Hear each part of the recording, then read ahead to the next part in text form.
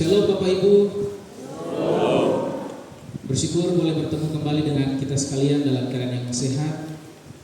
Dan dalam ibadah saat ini kita menikmati persekutuan dengan Tuhan melalui firman-Nya dan nantinya melalui meja perjamuan. Dan saat ini kita akan merenungkan firman Tuhan Bapak Ibu dari bacaan yang telah kita baca bersama, yang telah kita simak bersama. Diberikan tema Dia tetap setia. Dia tetap setia. Tontong ya maruru. Tontong ya maruru. Saudara-saudara, kata-kata hari ini, kata-kata hari ini tentang kesetiaan. Kesetiaan itu seperti angin. Kamu tidak bisa melihatnya, tapi kamu bisa merasakannya. Asik. Setuju kan? Iya. Jadi Bapak Ibu, sejatinya pembuktian dari kesetiaan itu bukan melalui kata-kata ya, melainkan dari aksi nyata. Betul ya? Bukan hanya kata-kata, ku sayang kau, ku cinta kau, tetapi melalui aksi nyata. Jadi Bapak Ibu,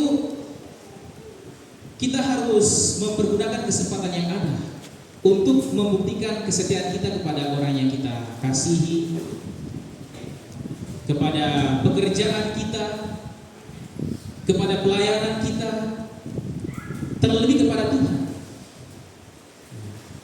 Jadi kesetiaan itu sangat berharga.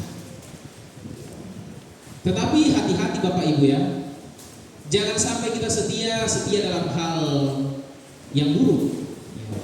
Jangan sampai kita setia dalam hal ketidaksetiaan. Setiap tikungan ada. Jangan sampai kita setia dalam melakukan dosa, dalam berkhianat.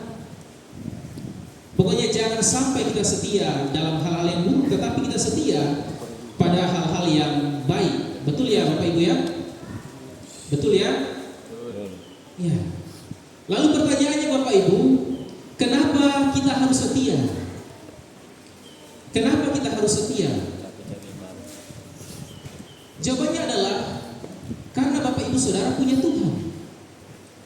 Dan kita punya Tuhan dan kita punya teladan Tuhan yang setia. Kita punya Allah yang setia. Karena itulah kita setia. Kenapa Tuhan suruh kita tidak boleh mendua? Kita tidak boleh punya lebih dari satu pasangan. Karena Tuhan tidak menghendaki itu. Karena Tuhan mengajarkan kita harus setia. Ya, beda lagi dengan Allah agama yang lain. Karena Tuhan mereka tidak setia sehingga mereka diizinkan untuk punya banyak istri, banyak pasangan. Tetapi Allah kita itu Allah yang setia dan menghendaki kita juga setia. Karena Allah kita setia, Dia telah dan akan terus membuktikan kesetiaan itu melalui tindakannya, melalui tindakan nyata pemeliharaannya atas ciptaannya. Dan kesetiaan Allah itu dinyatakan melalui tindakan ketika Dia mengorbankan dirinya di atas kayu salib. Dia sampai memberikan nyawanya untuk kita, untuk membuktikan kesetiaannya, untuk membuktikan kasih sayangnya. Dan itu kita sungguh hayati dalam kehidupan kita Bapak Ibu. Pemeliharaannya nyata sampai pada saat ini. Kita memperingati hari ulang tahun gereja kita, Jemaat Gloria Pengaden yang keberapa? Yang ke-51 tahun. Sungguh luar biasa Bapak Ibu. Itu nyata kesetiaan Allah dalam persekutuan jemaat di tempat ini. Di dalamnya kita berakar, di dalamnya kita bertumbuh, kita berbuah dalam Kristus. Kita diberkati dan menjadi berkat bagi sesama. Amin. Atau di sini adakah yang tidak merasakan kasih Tuhan, berkat Tuhan? Bayangkan Bapak Ibu, sering terjadi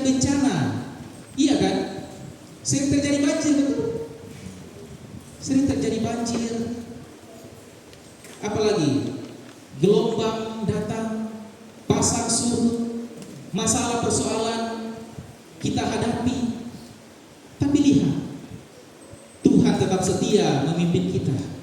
Tuhan tetap setia memimpin kita melewati semua persoalan yang ada, yang kita alami.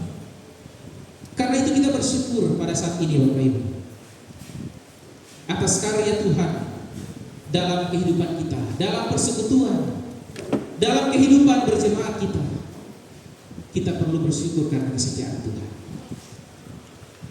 Dan Bapak Ibu Saudara, dari bacaan kita ketika kita berbicara mengenai kesetiaan Tuhan, ada beberapa poin yang akan kita bahas yang sungguh menarik untuk kita renungkan bersama tentang kesetiaan Tuhan ini. Yang pertama, ketika kita melihat kesaksian Rasul Paulus dalam surat 2 Timotius, sungguh luar biasa kesaksian Paulus tentang kasih Kristus yang ia alami. Yesus Kristus juga setia mencintai kita, seperti yang dialami Rasul Paulus, itu pun juga kita alami. Bahkan kesetiaannya itu dibuktikan sampai ia mati di kayu salib. Dan apa dampak dari semuanya itu Bapak Ibu? Apa dampak dari kesetiaan Tuhan? Apa dampak dari pengorbanan Kristus bagi kita? Dampak dari semuanya itu adalah Dia membawa kita kepada kehidupan kekal. Dia memindahkan kita dari maut menuju pada kehidupan kekal, kehidupan abadi, kepada keselamatan. Itu yang telah dilakukan Allah. Pernahkah kita menyadari hal itu Bapak Ibu? Untuk itulah Rasul Paulus juga merelakan dirinya, juga memberikan dirinya demi pelayanan untuk Tuhan. Dia rela untuk menderita karena imannya kepada Yesus Kristus. Bahkan dia mau belajar untuk setia kepada Tuhan. Meski dia harus menderita Bapak Ibu, dia harus menderita, bahkan mati secara mengenaskan. Menurut sejarah gereja, Rasul Paulus mati dipenggal di kota Roma. Dan hal itu pula lah yang Rasul Paulus teladankan kepada Timotius, anak rohaninya. Bahkan bagi kita semua Bapak Ibu, bagi kita semua orang percaya, bagaimana kita menghayati kasih Tuhan dalam kehidupan kita? Sudahkah kita merasakan kasih Tuhan itu? Sudahkah kita menghayati dan melakukan kasih Tuhan itu? Ketika saudara mau menghayati dan melakukan kasih Tuhan itu, maka saudara pasti mau rela untuk menderita. Rela untuk menderita mengikut Kristus. Rela untuk menderita, mungkin dicibir orang, dikata-katai orang, dikatakan pemakan babi, haram, najis. Tapi mereka tidak sadar. Mereka yang katakan kita makan babi, mereka hidup seperti babi. Iya. Kalau Bapak Ibu sudah menghayati kasih Tuhan itu, maka kita akan rela menderita dan setia mengikut Kristus. Atau mungkin kita sedang mengalami penderitaan itu karena iman kita kepada Kristus, atau mungkin belum kita alami. Tapi ingat Bapak Ibu, setiap kemungkinan penderitaan mengikut Kristus itu bisa terjadi. Bisa terjadi kapan saja. Tapi jangan sampai kita kehilangan fokus mengikut Kristus. Apa yang harus kita lakukan Bapak Ibu? Seperti yang dilakukan para murid, para rasul, yang dilakukan oleh Rasul Paulus, yaitu fokus kepada Kristus. Lihat Kristus yang sudah terlebih dahulu menderita. Lihat Kristus yang sudah terlebih dahulu ditolak oleh dunia. Dia katakan, jangan heran kalau kita ditolak oleh dunia, karena terlebih dahulu aku sudah ditolak. Sehingga kita perlu fokus kepada Kristus. Kita ingat akan kasih karunia, akan anugerah Tuhan yang sudah diberikan kepada kita. Dan dalam penderitaan itu kita berdoa kepada Tuhan. Kita meminta kekuatan kepada Tuhan. Sehingga pasti kita akan diberikan kekuatan dan kita akan diberikan semangat seperti Rasul Paulus untuk bersemangat dalam mengikut Kristus. Dan pada akhirnya nanti kita akan dimampukan untuk berkata seperti Rasul Paulus dalam Filipi 1 ayat 21. Ada yang tahu apa yang dikatakan Rasul Paulus dalam Filipi 1 ayat 21?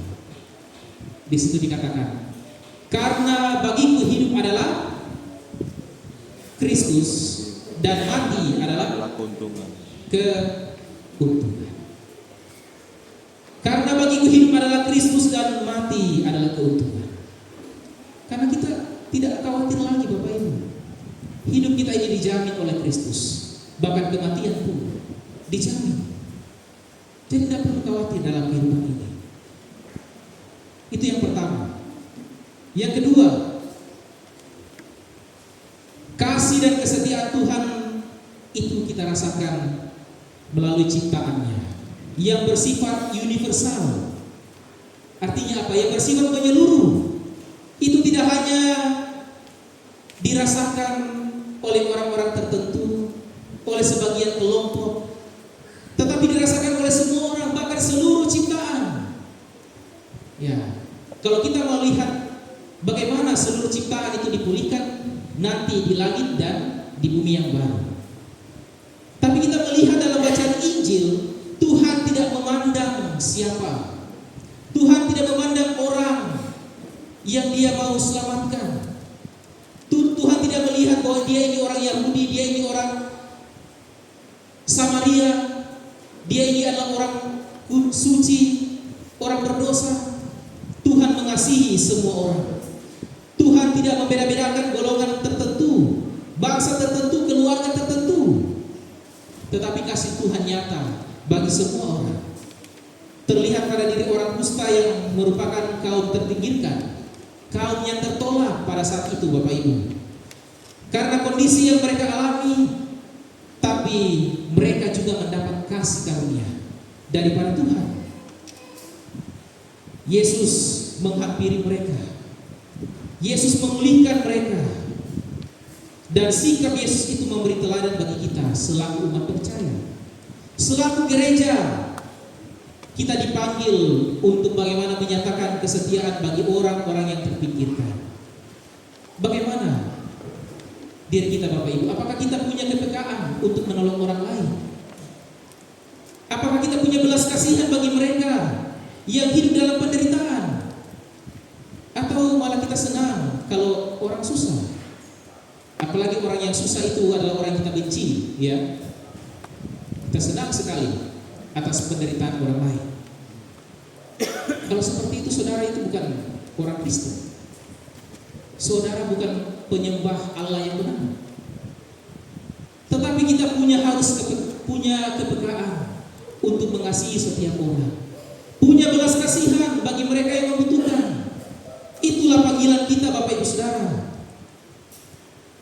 Jangan kita egois. Jangan kita hanya urus diri sendiri.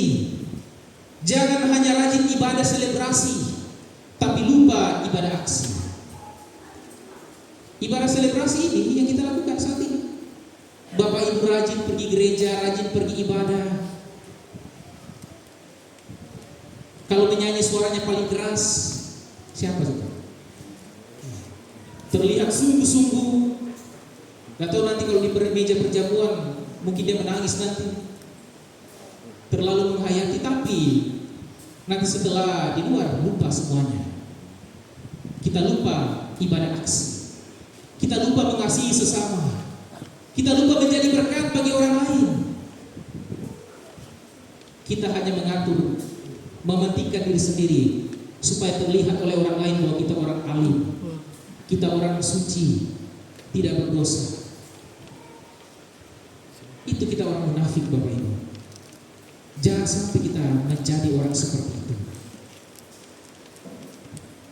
Bukti kita mengasihi Tuhan adalah ketika kita mengasihi sesama tanpa membeda bedakan.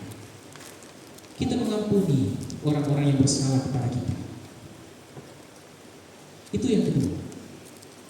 Lalu yang ketiga, belajar dari bangsa Israel ketika mereka ada di dalam pembuangan yang dikisahkan tadi dalam Yeremia. Kita bisa mengerti bahwa Tuhan itu setia kepada bangsa ini. Meskipun berkali-kali bangsa ini tidak setia kepada Tuhan, bahkan dalam kesetiaannya itu Tuhan akan terus menyatakan anugerahnya kepada bangsa ini, bahkan kepada kita semua, Bapak Ibu. Manusia yang telah melakukan dosa, yang telah melakukan kesalahan, tetapi dia masih memberikan anugerahnya. Tuhan masih berfirman kepada bangsa ini. Kalau kita lihat tadi, Tuhan katakan, hiduplah seperti biasa di tempat di mana aku buang. Berdoalah bagi bangsa itu, karena kesejahteraan kota itu adalah kesejahteraan kamu juga. Beranak cuculah di sana supaya kalian bertambah banyak. Itu bukti bahwa meskipun mereka masih ada dalam pembuangan, Tuhan masih mengasihi. Tuhan masih setia. Begitupun juga dalam kehidupan kita, Bapak Ibu.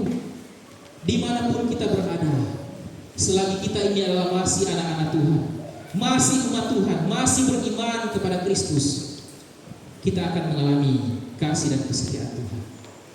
Tuhan tidak akan pernah meninggalkan kita. Bahkan dalam pengkhianatan manusia karena dosa pun Tuhan tetap setia.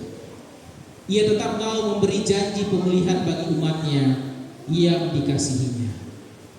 Bapak Ibu Saudara, semua ini dilakukan untuk apa? Untuk menunjukkan bahwa dalam keterburukan manusia karena kesalahannya, Tuhan tetap memiliki kasih dan kesetiaan yang begitu besar bagi kita. Bayangkan Bapak Ibu, di mana lagi kita dapat menemukan kasih dan kesetiaan yang besar ini? Kepada manusia kita tidak mampu berharap. Hanya kepada Tuhan lah. Hanya kepada Allah yang benar dalam Yesus Kristus. Jangan berharap pada manusia, tapi berharap kepada Tuhan yang selalu setia. Luar biasa dalam Timotius tadi dikatakan di ayat yang ke-13, jika kita tidak setia, dia tetap setia, karena dia tidak dapat menyangkali dirinya. Kita tidak setia, tapi Tuhan tetap setia. Bagaimana kita bayangkan kalau Tuhan sudah tidak setia dalam hidup kita? Kalau pasangan Bapak Ibu tidak setia, kita menangis-menangis kan? Kita meronta-ronta. Itu manusia yang tidak setia. Kita sakit sekali. Apalagi Tuhan kalau sudah meninggalkan kita. Bagaimana sulit dibayangkan itu betapa hancurnya hidup kita. Tapi di sini dikatakan, meskipun kita tidak setia, tapi Tuhan tetap setia. Amin. Kita perlu bersyukur atas kasih setia Tuhan itu dalam kehidupan kita. Dan pada saat ini Tuhan telah mengaruniakan kita 2 sakramen yang akan kita lakukan. Sakramen baptisan, sakramen perjamuan. Dan itu merupakan tanda kesetiaan Tuhan, tanda anugerah dari Tuhan untuk kita. Untuk apa? Agar kita mengingat siapa diri kita. Kita ini orang berdosa dan perlu juru selamat, perlu pemulihan daripada Tuhan. Kita mengingat apa yang telah Allah lakukan untuk kita. Dia telah menyelamatkan dan menyucikan kita, bahwa Dia setia dan tidak pernah meninggalkan kita, baik dalam kehidupan ini pun dalam kematian sekalipun. Dia menjangkau kita. Sedalam lembah bayang maut, demikian dalam Tuhan mengangkat kita, karena Dia setia, Bapak Ibu. Dan karena itu ini harus terus kita lakukan, harus terus kita ingat, supaya kita tidak terhilang. supaya kita tidak tersesat dalam dosa di dalam dunia ini, dan supaya kita terus menikmati kasih dan kesetiaan Tuhan dalam hidup kita. Lalu bagaimana Bapak Ibu? Apakah kita mau setia kepada Tuhan? Apakah kita mau setia kepada Kristus? Kualitas diri seseorang, harga diri seseorang itu dilihat dari mana? Dari kesetiaannya kepada Tuhan, dari kesetiaannya kepada hal-hal yang baik.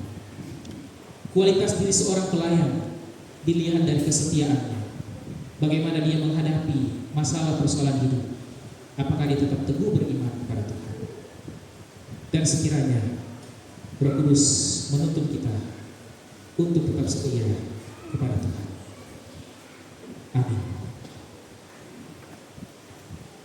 Mari kita